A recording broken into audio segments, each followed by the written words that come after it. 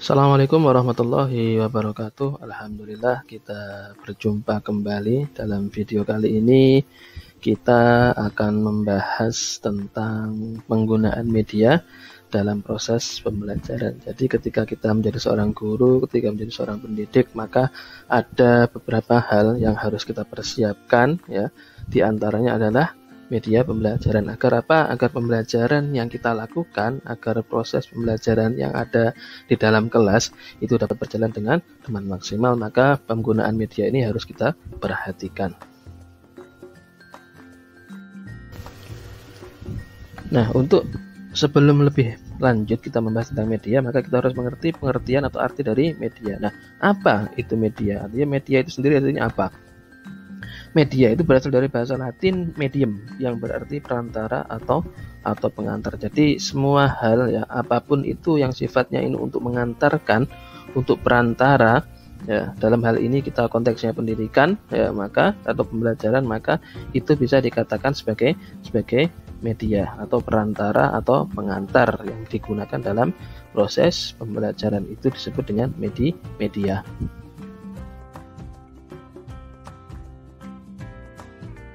Kemudian selanjutnya ini ada gambaran atau pengertian lebih detail lagi, bahwasannya media adalah merupakan apa?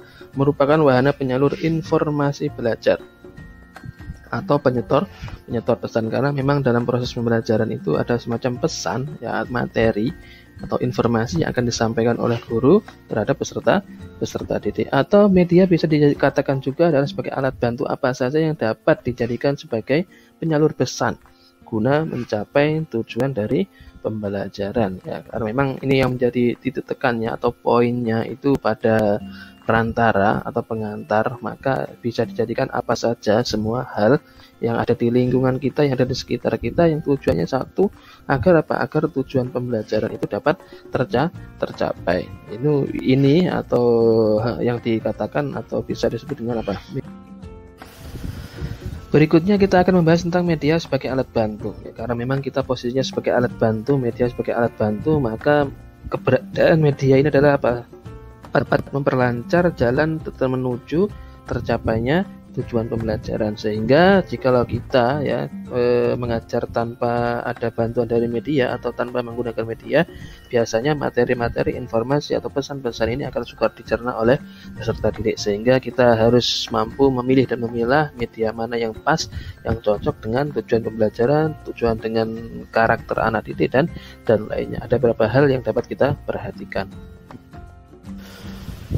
Berikutnya, media sebagai sumber belajar. Jikalau sebelumnya atau slide sebelumnya itu media sebagai alat bantu, maka dalam hal ini sekarang ini media sebagai sumber belajar. Yakni apa? Yakni ketika kita menggunakan media ya, dalam proses pembelajaran, maka ini sama halnya ya, segala sesuatu yang terdapat atau yang digunakan sebagai tempat di mana bahan pengajaran terdapat atau berasal untuk belajar seseorang. Jadi ketika kita menggunakan misalkan dalam media pembelajaran itu ada globe, maka ketika kita mendatangkan atau menghadirkan globe bentuk tiruan bumi itu, kita dapat belajar dari sana. Artinya bisa dijadikan sebagai tempat, sebagai apa? Sebagai sumber belajar. Itu contoh ketika kita menghadirkan sebuah media dalam proses pembelajaran. Artinya hadirnya media itu sendiri juga bisa dikatakan sebagai sumber belajar selain guru dan lain-lainnya. Kaitannya dengan sumber belajar, maka ini ada beberapa contoh sumber belajar yang dapat kita gunakan dalam proses pembelajaran. Yang pertama adalah manusia atau guru itu sendiri. Artinya sebagai seorang pendidik, maka kita bisa dijadikan sebagai apa? Sebagai sumber belajar. Artinya pengetahuan kita, pengalaman kita, apa yang kita miliki, ini bisa menjadi sumber belajar untuk peserta didik. Kemudian ada buku, ada perpustakaan. Ini sudah lazim kita ketahui bahwasanya buku ini bisa dijadikan sebagai sumber belajar. Buku paket, buku apalah itu, atau buku pegangan, itu adalah sumber belajar. Kemudian ada media massa. baik itu yang cetak, yang masih manual ataupun yang sudah elektronik, itu juga bisa dijadikan sebagai sumber belajar. Ketika kita ada berita, kemudian ada peristiwa yang itu disampaikan melalui media-media massa, media online ataupun media cetak, maka hal ini bisa kita jadikan sebagai sumber belajar. Misalkan untuk memecahkan masalah, seorang peserta didik bisa disuruh untuk mencari berita-berita dari media massa. Ini bisa yang online ataupun yang offline atau cetak. Berikutnya adalah alam semesta atau lingkungan di sekitar kita, itu juga bisa dijadikan sebagai sumber belajar. Yang terakhir ada media atau media dalam proses pembelajaran, artinya ini seperti yang saya contohkan tadi di awal, bahwasanya ketika kita menggunakan globe bentuk tiruan bumi, maka dengan tiruan bumi itu sendiri kita bisa menjadikan sebagai sumber belajar dalam proses. Berikutnya adalah macam-macam media pembelajaran atau macam-macam media yang dapat kita gunakan dalam proses pembelajaran. Ini secara umum terbagi menjadi 3 jenis. Yang pertama, yakni media pembelajaran dilihat dari jenisnya. Yang kedua, ada media-media pembelajaran itu dilihat dari daya liputnya atau daya jangkauannya. Sedangkan yang ketiga, media pembelajaran dilihat dari bahan pembuatannya. Jadi ada 3 jenis atau 3 macam-macam media dalam proses pembelajaran jikalau dilihat dari jenis, kemudian daya liput, dan bahan pembuatan. Nah, kali ini kita akan membahas tentang macam-macam media. Yang pertama, media dilihat dari jenisnya. Ini dibagi menjadi atau dibagi dalam 3 jenis. Yang pertama ada audio, media audio, kemudian visual. Yang ketiga adalah audio visual. Yang pertama adalah audio atau media yang hanya menampilkan masalah pendengaran saja. Ini misalnya ada radio, ada kaset rekaman, ada piringan hitam. Artinya perantara, ya, proses media ya, sebagai perantara itu hanya melalui suara saja. Sedangkan yang kedua ada media visual. Ini biasanya film rangkai, foto, gambar, atau cetakan, buku-buku cetakan, atau seperti yang saya contohkan tadi untuk masalah bentuk tiruan bumi, globe, itu juga merupakan visual. Artinya bisa 2 dimensi ataupun yang 3 dimensi. Artinya yang dapat dilihat namun tidak memiliki efek suara. Sedangkan yang ketiga ada media audiovisual. Ini komplit campuran antara satu dengan yang nomor 2, yakni dari pendengaran atau dari suara itu ada, kemudian dari visualisasi atau dapat dilihat itu juga bisa. Artinya dapat didengarkan juga dapat dilihat. Ini contohnya ada audio visual, baik itu diam atau audio visual gerak, atau video-video pembelajaran seperti saat ini, ya, itu menggabungkan antara media yang basicnya audio dengan media yang basicnya visual. Media pembelajaran seperti yang kita pakai seperti ini adalah salah satu contoh macam-macam media dilihat dari jenisnya, maka termasuk media audio visual karena di sana ada suara, ya. Selain ada suara, maka di sana ada visual, ada visualisasi yang kemudian dapat kita tangkap atau dapat kita amati. Berikutnya, media dilihat dari daya liputnya. Ini terbagi menjadi atau ada macamnya di sini. Yang pertama adalah ada 3 macam, ya, ada 3 jenis. Yang pertama media, ya, dengan daya liput luas dan serentak. Bagaimana maksudnya ini? Maksudnya adalah media ini tak terbatas oleh tempat ataupun ruang. Contoh misalnya kita menggunakan TV, kita menggunakan radio, maka ini biasanya satu saluran, misalkan TV ini serentak seluruh Indonesia, maka semua orang, semua anak-anak peserta didik itu dapat melihat secara langsung bahwasanya daya liputnya ini adalah luas sekali, ya, tak terjangkau. Kalau memang ini sudah ada listrik, maka bisa menggunakan TV, maka itu bisa diakses, ya. Maksudnya adalah untuk daya liputnya itu sangat luas sekali, ya, tidak dibatasi tempat ataupun ruang. Seperti halnya media pembelajaran yang ditampilkan dalam TVRI, nah itu secara dilihat dari daya liputnya, maka termasuk daya liput yang luas atau serentak. Yang kedua, media dengan daya liput yang terbatas oleh tempat dan ruang. Artinya kita bisa menggunakan media ini secara agak luas namun sudah dibatasi adanya tempat dan ruang. Misalnya kita menggunakan sound slide, film rangkai atau kita menggunakan LCD atau proyektor atau apalah itu, maka itu daya liputnya itu biasanya hanya satu ruang, ya.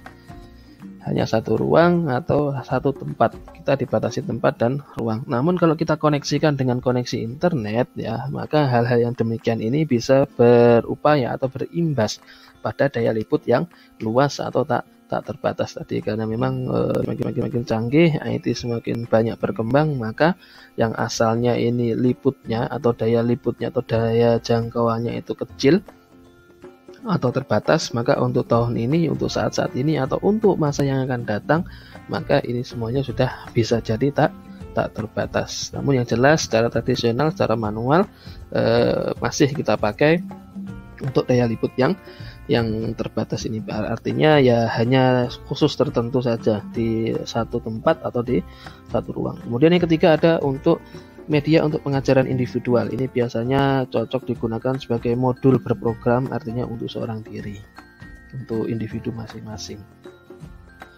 Kemudian ya, ini ada yang ketiga, media pembelajaran dilihat dari bahan pembuatannya, cara membuatnya. Jadi seperti apa? Karena memang ketika menghadirkan ada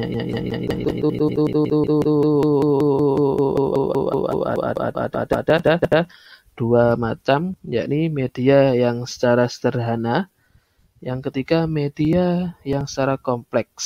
Artinya yang pertama, media yang sederhana itu artinya harganya murah, mudah untuk dibuat, dan penggunanya itu mudah, tidak terlalu rumit, tidak membutuhkan skill yang jelimet atau ribet. Ya, misalkan kita ketika membuat media pembelajaran berupa gambar, berupa papan tulis, berupa penghapus, atau berupa apa, artinya hal-hal yang banyak di sekitar kita, itu kita jadikan sebagai media dalam proses pembelajaran yang dilihat dari bahan pembuatannya, dilihat dari cara pembuatannya itu sederhana. Ya. Sedangkan yang kedua, ini adalah media kompleks. Artinya dilihat dari sisi harga, maka ini biasanya mahal, kemudian susah untuk dibuat bagi orang yang awam atau orang-orang biasa, dan penggunaannya itu perlu keterampilan. Contoh misalnya kita menggunakan LCD, slide PowerPoint, itu yang kemudian kita tampilkan dalam LCD, maka dilihat dari bahan pembuatannya sudah barang tentu itu harus orang-orang yang memiliki keterampilan untuk membuatnya. Ini merupakan macam-macam media pembelajaran yang dapat kita gunakan, yang dapat kita pakai.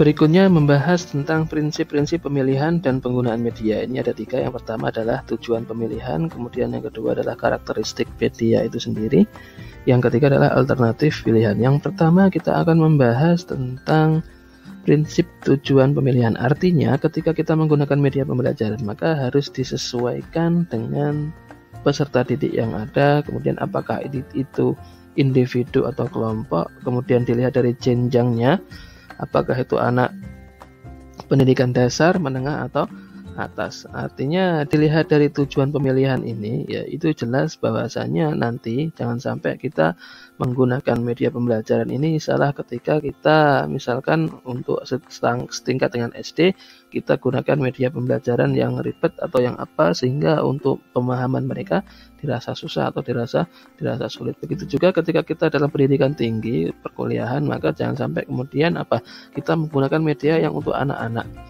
Ya, juga akan kebalik kalau hal demikian. Maka sesuaikan dengan sesuaikan dengan peserta didik kita, ya, sesuaikan dengan apakah ini individu atau kelompok. Yang kedua ada karakteristik media pengajaran. Artinya setiap media pembelajaran yang ada itu memiliki karakteristik, yakni pahamilah.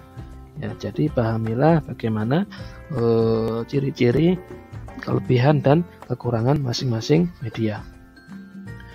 Kemudian yang ketiga, bahwa ini adalah sebagai alternatif pilihan, artinya ketika kita memilih salah satu media itu padahal pada hakikatnya ya, adalah proses untuk Untuk membuat keputusan dari berbagai alternatif pilihan. Artinya banyak media-media sehingga kita kenapa kemudian menjatuhkan pilihan pada misalkan di media A. Nah, ini adalah merupakan salah satu alternatif pilihan. Ini berikutnya atau yang terakhir ini membahas tentang faktor-faktor yang perlu diperhatikan atau hal-hal yang perlu diperhatikan ketika kita akan memilih media dalam proses pembelajaran. Yang pertama adalah objektivitas. Sebagai seorang pendidik, maka kita tidak boleh memilih media itu atas dasar kesenangan pribadi.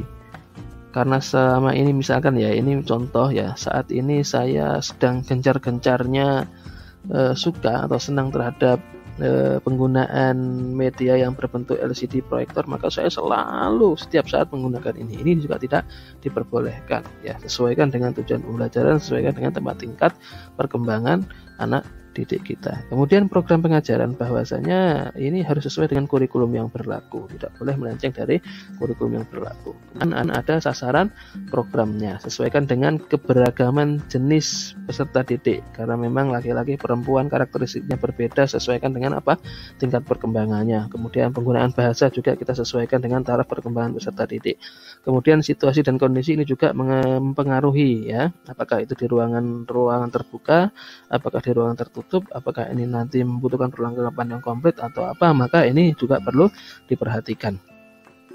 Kemudian ada kualitas teknik. Kualitas teknik ini maksudnya ya, sebelum pemakaian atau sebelum kita menggunakan, maka cek dulu kondisi yang akan kita pakai, kondisi media yang akan kita pakai. Karena memang setiap media itu memiliki kelebihan dan kekurangan masing-masing, sehingga sebelum kita memakai, alangkah baiknya harus kita cek kualitas teknik penggunaannya. Yang terakhir adalah keefektifan. Artinya sejauh mana media itu efektif untuk penggunaannya, untuk pembelajaran, maka kita harus pastikan terlebih dahulu. Nah, ini pengertian atau materi atau video penjelasan tentang media pembelajaran. Yang jelas media pembelajaran itu ya, jangan kita maknai bahwasanya ketika kita mendengar media pembelajaran itu adalah hal-hal yang berbau dengan mesin, hal-hal yang berbau dengan teknik, hal-hal yang berbau dengan hal yang canggih. Tidak ya, media pembelajaran itu dapat berupa apapun, seperti yang saya sampaikan di awal, bahwasanya media pembelajaran adalah semua hal yang dapat kita gunakan yang untuk dapat menunjang proses pembelajaran. Apapun itu kita bisa digunakan sebagai media pembelajaran. Demikian pembelajaran atau video pembelajaran pada kali ini, mudah-mudahan bermanfaat. Akhir kata, ihdinas siratal mustaqim, wallahul muwaffiq ila aqwamit thoriq. Wassalamualaikum warahmatullahi wabarakatuh.